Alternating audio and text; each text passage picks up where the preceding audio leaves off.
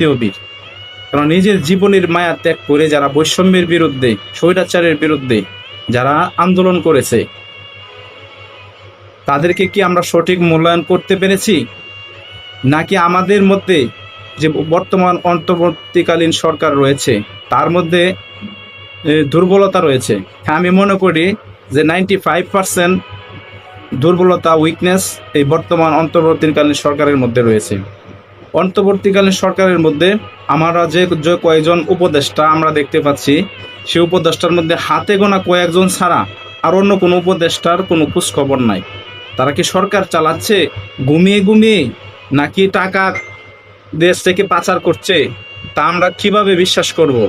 আমাদেরকে যদি বলা হয় তারা ভালোভাবে দেশ চালাচ্ছে, আমরা তো বিশ্বাস করব না। কারণ তাদের উপস্থিতি নাই, মিডিয়ার সামনে তাদের জবাবদিহিতা নাই, জনগণের সাথে তাদের জবাবদিহিতা নাই।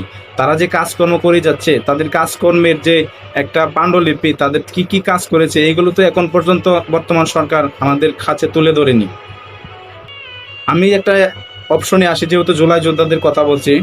বর্তমান যারা জুলাই যোদ্ধা আছে, যারা আহত হাসপাতালে বেডে আছে, তারা সঠিক চিকিৎসা পাচ্ছে কিনা, দেশে যদি চিকিৎসা না পায় বিদেশে গিয়ে তাদেরকে ট্রিটমেন্ট করানোর জন্য বর্তমান সরকার কোনো পদক্ষেপ নিচ্ছে কিনা, আমি মনে করি এক্ষেত্রে বর্তমান সরকার অত্যন্ত দুর্বলতার পরিচয় দিয়েছে এবং অত্যন্ত অমানবিকতার পরিচয় দিয়েছে।